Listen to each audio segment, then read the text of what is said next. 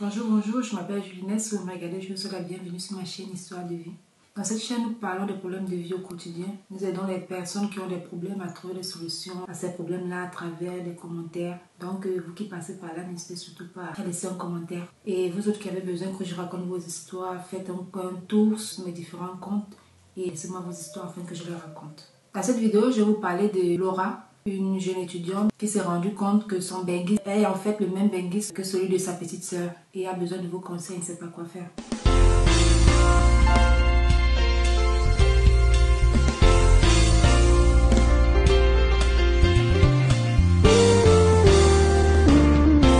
Laura est une jeune fille qui a rencontré son petit ami, son benguiste sur Facebook et ils ont communiqué pendant environ quelques semaines. Et quand le gars s'est rendu compte qu'elle étudiait mais qu'elle voulait arrêter les études parce que les parents n'avaient plus l'argent, le gars lui a dit: continue d'étudier, je vais prendre soin de toi, je vais t'entretenir parce que je vais t'épouser. Et vu que j'ai pas étudié, je veux que tu aies un bon niveau. Comme j'ai pas étudié, je veux une femme qui a étudié et qui pourra prendre soin des enfants. Et donc la relation allait comme ça, ils s'entendaient très bien, ils étaient très amoureux, ils s'appelaient à tout moment et voilà. Il y a de cela quelques temps, sa petite soeur lui a dit qu'elle aussi a rencontré un gars sur Facebook. Elle causait bien avec le gars. Sa petite soeur parlait du gars à tout le monde. Elle faisait même le gars parler avec ses amis. Mais elle étant sournoise, elle ne parlait pas trop et timide, elle ne parlait pas trop de son gars. Donc en fait, personne ne savait qu'elle avait un benguis. On savait juste qu'on a arrêté de payer ses études, mais elle fréquentait. Le gars prenait soin d'elle, il lui envoyait 50 000 francs chaque mois. Il payait ses études, il résolvait ses problèmes. Il l'envoyait passer le week-end avec sa famille. Et c'est elle qui gérait même le chantier du gars. Il allait suivre les travaux. Elle savait que sa petite soeur avait aussi un benguis, mais elle ne savait pas de qui il s'agissait. Elle s'est juste dit, bon, c'est aussi une coïncidence. Seulement qu'un jour, en rentrant de classe, sa petite soeur était en train de communiquer avec son petit ami, mais elle n'a pas mis les écouteurs comme d'habitude.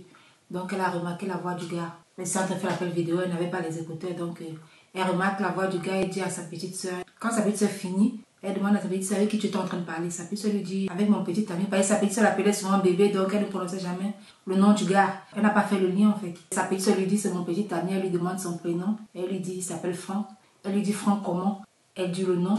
Et puis elle lui dit, fais-moi voir sa photo. Quand elle regarde la photo, elle se rend compte qu'en fait, c'est son gars.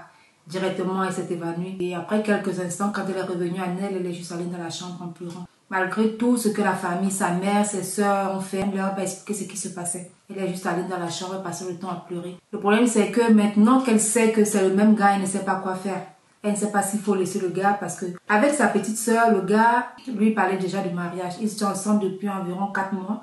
Et le gars lui disait que quand il va venir au pays pendant les vacances, il va venir voir ses parents, il va l'épouser. Et sa petite soeur avait déjà raconté ça à tout le monde. Même ses parents savaient déjà que quelqu'un va venir demander la main de leur fille dans 4 mois. Elle ne sait pas si le gars est sérieux, si le gars est en train de jouer avec les deux ou si le gars aime l'une d'elles. Parce qu'avec elle, il prend soin d'elle, il fait des trucs. Avec la petite soeur, il n'envoie pas l'argent parce qu'elle a un travail. Mais à la petite soeur, il a promis le mariage. Donc, elle ne sait pas quoi faire, elle a peur d'affronter le gars et que le gars peut-être choisit sa petite soeur, il arrête de payer ses études et qu'elle se retrouve à la maison. Et déjà aussi parce qu'elle aime le gars, il a peur de le perdre.